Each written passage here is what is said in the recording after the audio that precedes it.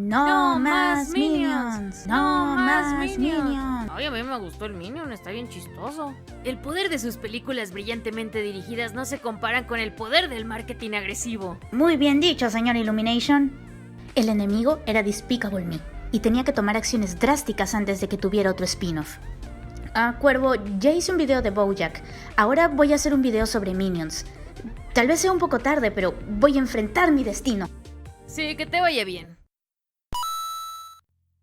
El 29 de octubre de 1965, cuando los Picapiedras ya estaban a la mitad de su sexta temporada en televisión, Pedro y Pablo se encontraron con una cosa muy curiosa en medio del camino: un alienígena. Y estarás pensando, eso no es nada raro. Vemos series de aliens todo el tiempo. Pero en ese momento, a mediados de los años 60, a la gente no le cayó nada bien la noticia. El Gran Gazoo, como se llamaba este amiguito, era un nuevo personaje que en términos de guión se le conoce como plot device. Un plot device es un personaje o evento que en sí mismo genera que la historia transcurra. Lo que de verdad incomodó a los espectadores era que, si bien todos sabían que Gazoo era un plot device y que su magia y decisiones eran las que tomaron las riendas del programa en un momento, los ejecutivos de Hanna-Barbera no lo veían así. Ellos habían creado a Gazoo como un comic relief.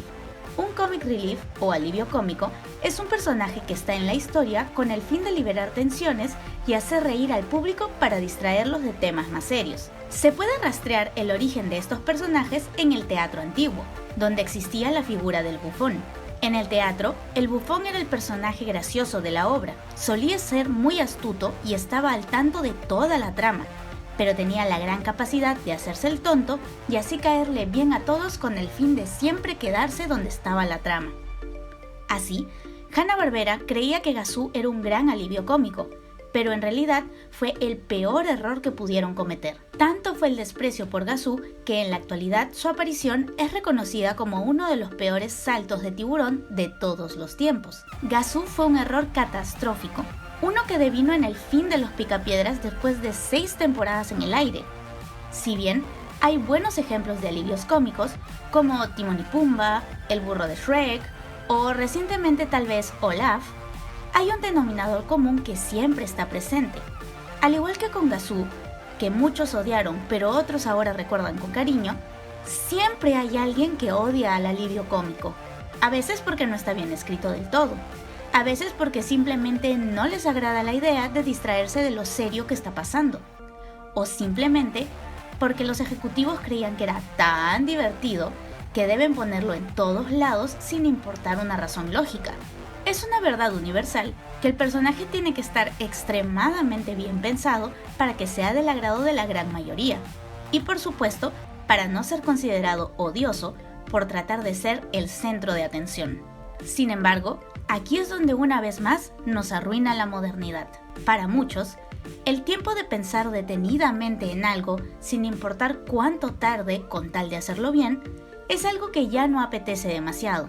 Así como los escritores de los Picapiedras necesitaban algo en ese momento que ayudara a salvar su serie, muchos ejecutivos actuales desean decisiones rápidas y efectivas. No tienen que salvar nada, pero sí tienen que llenar sus billeteras. El mejor ejemplo de esto, Illumination Studios. En el video What's Ruining Illumination Entertainment de uno de mis youtubers favoritos, SaberSpark, se definen las bases del estudio como un equipo cuyo fin era crear películas que gasten poco y ganen mucho. Películas que sean sencillas de hacer y al mismo tiempo mucho más sencillas de marketear. Así, en 2010, Illumination Entertainment, como se llamaba en ese momento, se presentó como la filial de animación de Universal Studios y le entregó al mundo Mi villano favorito. Una historia enternecedora sobre un supervillano que se ve enfrentado al reto de la paternidad y termina cambiando de vida gracias a 3 adorables huérfanas. La película estuvo llena de slapstick, chistes pop y música trendy. Sin embargo, la gente conectó con sus personajes de inmediato. El entrañable Gru, las 3 pequeñas adorables, sin mencionar al divertido villano Vector. Además, la película tenía un plus. Contaba con un buen alivio cómico. Unos personajes extremadamente curiosos, los Minions. Estos personajitos llamaron la atención desde el primer momento, apoderándose del reflector en breves pero muy divertidas escenas de la película. Luego de este éxito, Illumination continuó abriéndose paso con su segunda película animada, El Lorax. El gusto por esta película es muy debatible, pero si nos gustan o no nos gustan las películas de Dr. Seuss, es un tema que me gustaría dejar para otro video. Sin embargo, hay algo que llamó mucho mi atención de esta película. En ella aparecía un grupo de pescados cantantes, y así como en mi villano favorito, aparecían de vez en cuando para hacernos reír o amenizar la escena. Y fue entonces cuando cuestioné, ¿será este el patrón del estudio? Pasó igualmente con su única película no animada por completo, Hop, con la presencia de unos pollitos que cumplían la misma función. Y bueno, parece que no me equivoqué del todo. La primera entrega de mi villano favorito había sido todo un éxito. Esto era algo que Universal e Illumination no sabían que pasaría. Claro, habían puesto todo su esfuerzo en ello, pero no tenían claro qué era lo que iba a pasar. Por eso, la primera entrega de la franquicia tuvo un marketing inicial bastante básico. Sin ir muy lejos, los juguetes de McDonald's salieron recién a partir de la segunda entrega, y el merchandising oficial salió después de que se supo que la película fue un éxito en los Estados Unidos. Sin embargo, desde estas discretas campañas se notó algo. Todos gustaban de los Minions. Si no era compartiéndolos en redes sociales o reconociendo que eran bastante adorables, a pesar de no saber qué rayos estaban diciendo, el equipo de marketing de Illumination rápidamente notó esto y tomó cartas en el asunto. Y así, por cada juguete de Gru, el protagonista de la cinta, habían 2, 3 o 5 cosas de Minions. Aprovechándose de su carácter de alivio cómico, los ponían como imagen en varios productos. Su aspecto, muy fácil de reconocer, ayudaba a que los niños los identificaran mucho más rápidos que otros personajes contemporáneos, y así podían relacionar el producto con la película. Pero lo verdaderamente malo fue lo que pasó en 2013. En 2013 llegó a los cines Mi Villano Favorito 2, otra buena película de Illumination, con una historia interesante que se centraba un poco más en Gru como persona y no como padre. El punto de esta cinta era encontrarle un interés amoroso, que a su vez aportara al plotline de las niñas como figura materna. Todo esto mientras Gru asumía su nuevo rol de chico bueno. La película incluso estuvo nominada a un Oscar, pero hay algo en la película que incomodó mucho a algunos, y fue la notoria adición de tiempo para los Minions. Mientras que en la primera película las apariciones se limitan a entre 2 minutos y medio a 3 minutos, conforme las películas han ido progresando, esto va en aumento sin razón aparente. Por ejemplo, en Mi Villano Favorito 2, sus apariciones aumentan casi al doble, mientras que se agrega una especie de subtrama donde uno de los Minions está enamorado de Lucy. Una subtrama que, obvio, no va a ninguna parte. Además, que todo el último tercio de esta película se concentra básicamente en ellos y su transformación en los famosos Minions morados, otra figura muy explotada por el marketing en esta secuela. Ya para la tercera entrega, los Minions son básicamente un personaje principal, que se apodera de la película con una subtrama estrictamente centrada en ellos. ¿Y qué decir del merchandising? El único personaje que se salvó de no ser por completo opacado fue Agnes, pero aún así los Minions dominaban las ventas. Antes de la tercera entrega de Mi Villano Favorito, Illumination hizo lo que era obvio en cuestiones de ventas. Si el producto era tan popular y solo era un alivio cómico, pues hagamos una película completa sobre los Minions. Eso venderá mucho más. Y maldita sea, tuvieron razón. Minions es una película de 2015 que, como ya es costumbre en Illumination, solo costó unos modestos $74 millones y recaudó casi $1 billón, siendo la quinta película animada más vendida de la historia. Sin embargo, sus calificaciones son terribles: 55% en Rotten Tomatoes con 49% entregado por el público, 6.4 de 10 en IMDb, y la lista de nada elogiosos comentarios sigue y sigue. Y es entonces cuando nos hacemos una pregunta fundamental: ¿por qué esta película es tan odiada y a la vez recaudó tanto? Las respuestas pueden ser muy variadas, pero a mí se me ocurren algunas un poco concretas. 1. Los Minions son personajes muy simples. Con esto no estoy diciendo que no haya sido complejo crear una máquina de dinero como lo son estos tic-tacs amarillos con piernas, sino que en sí mismos, en su composición, son bastante simples. Analicémoslos por un segundo.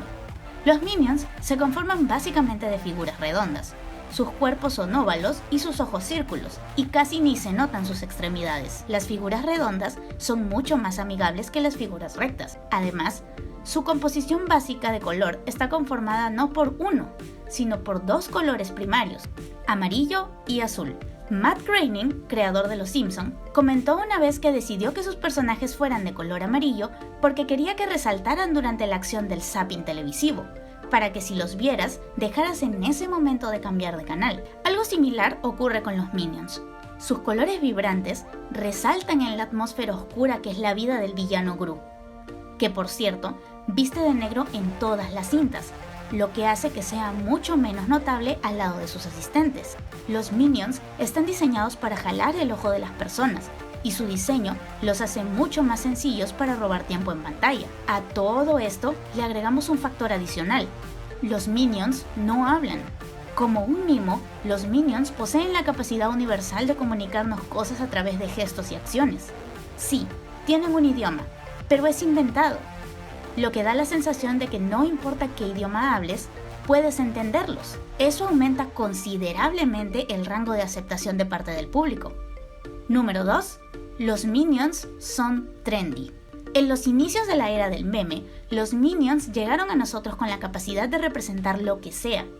Debido a su ya explicada capacidad de apelar a casi todo el mundo, los Minions se volvieron la herramienta perfecta para decir lo que se sentía en internet. ¿Estabas triste? Había un Minion triste.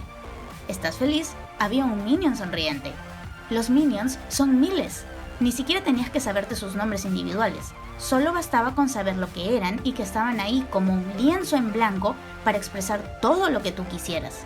Eso aumentó la popularidad en adultos, que al final son quienes pagan las entradas a los cines.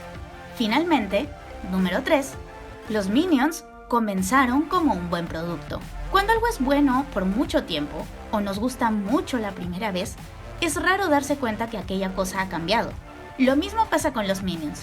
Los Minions nos dieron, como ya comenté antes, una excelente primera impresión. Fueron breves, curiosos y entretenidos. Un alivio cómico bueno en una película que era buena. Una película que marcó época. Cuando la gente piensa en los Minions, piensa en esos Minions, y por eso siempre se ríen de sus tonterías. Si eran buenos, ¿cómo ahora no podrían serlo? Ahora, para terminar, vamos a responder a la pregunta del millón. ¿Por qué existen los Minions? ¿Y por qué algunos los odiamos tanto? La verdad es que una vez que tienes el contexto, no resulta tan difícil responder estas preguntas. Ambas puedo responderlas a través de mi ejemplo inicial, el Gran Gazoo. Gazoo llegó a los Picapiedras bajo un fin más práctico que creativo. La serie estaba perdiendo rating. 6 temporadas más tarde, ya no habían muchas ocurrencias de la vida hogareña americana de los años 50 que se puedan explotar. Fue entonces cuando se les ocurrió meter un poco de chispa a la mezcla, con el fin de sacar la serie a flote nuevamente. Lo mismo ocurre en este caso. Illumination, como ya aprendimos antes, solo tiene un fin: hacer películas baratas que ganen mucho dinero. Es un fin ruin y prácticamente un pecado para el arte. Pero como empresa parecen que lo están llevando muy bien. Su trato con Universal fue ese. En 2010 prometieron hacer una película que no iba a salir cara y que les traería grandes ganancias. Tenían la historia y tenían los personajes. Todo estaba bien, pero algo hacía falta. Faltaba el gancho. Eso que haría que no importara qué tan mala fuera la película, ellos serían capaces de vendérsela a todo el mundo. Ahí es donde entran los Minions. Ellos, así como sus múltiples imitaciones a través de los años, como Gazoo, fueron frutos de la necesidad. Son el extra que obliga a que nos riamos de una película así no sea tan buena, o que la reconozcamos donde sea, así no nos haya gustado. Gracias a los Minions, este patrón se viene usando una y otra vez en películas para niños, ya que se desea repetir el éxito de estos personajitos. Y si no, solo se desea captar la atención del público, sea como sea. Y si los Minions están diseñados para ser exitosos, como ya expliqué, ¿por qué muchos los odian? Bueno, como dije antes, esto también puedo responderlo usando el ejemplo de Gazoo. El problema con el Gran Gazoo no fue únicamente que fue usado como plot device, era que Hanna-Barbera creía que Gazoo era la cosa más divertida que se les había podido ocurrir. Entonces, sus apariciones dejaron de ser circunstanciales y comenzaron a volverse obligatorias. Casi es similar el caso de Scrappy-Doo o cualquiera de los nuevos personajes que mataron a los Padrinos Mágicos. La cosa con los Minions es que son una mina de oro, e Illumination no va a parar hasta que el mundo tome sus frijoles amarillos y se los aviente por la cara de lo hartos que estamos de ellos. Pero como vemos, eso está lejos de pasar. Los Minions, ahora con una secuela en camino, parecen no tener fin. La mercadotecnia de estos personajes es tan sencilla y tan vendible que son el sueño de Illumination. Ellos tenían una meta y la están cumpliendo. La cumplieron al primer intento. Crearon algo de lo que nadie se cansa. Hablando de la gran mayoría, por supuesto. Crearon algo que se le puede vender a cualquier tipo de público, y eso les hace no tener que esforzarse por ser graciosos. Digo, ni siquiera tienen que esforzarse porque no dicen nada. No hay que hacerles diálogos. Solo tienen que estar ahí y ser lindos. Son tan fáciles de vender que aburren. Y es por eso que muchos los odian. Pero que lance la primera piedra el que no se ha reído, o ha compartido un meme, o ha visto una película, o ha comprado un producto, o sin ir muy lejos, que puede identificar a un Minion. Lo siento, amigos, estamos atrapados en esto, hasta que una nueva tendencia llegue algún día. Y bueno, ese es todo el tiempo que tenemos por ahora. Antes de irme, quiero mostrarles o en este caso los fanarts de la semana. Esta semana tenemos 3 dibujos geniales. El primero llega gracias a Eric Salinas, que me compartió su trabajo por interno. Luego tenemos al señor X, que me dibujó como un Minion homenajeando el video de hoy. Y finalmente tenemos a la siempre adorable Slakes, o es Sleeks, lo siento, que me hizo este bello dibujo para celebrar que ya somos 1500 en el canal. Muchas gracias y un abrazo a los 3. Además, recuerda que hay 2 maneras de recibir saludos en los videos. Una es compartiendo un fanart de Blexa, y la segunda es compartiendo el video más reciente del canal, que sería este, en Facebook, Twitter o Instagram. Y no olvides etiquetarme. Además, no olvides que si ya estás suscrito, compartir es como volver a suscribirse. No te olvides de dar like, comentar y suscribirte si aún no lo has hecho. Activa la campanita para que no te pierdas ni un solo video. Si quieres ver un poco más de mi contenido, te dejo algunos videos en pantalla. Finalmente, quiero mandar un fuerte abrazo a Cuervo Ámbar por hacer un cameo en este video. Sin nada más que decir, yo soy Blexa y nos vemos la próxima semana con un nuevo video. ¡Adiós!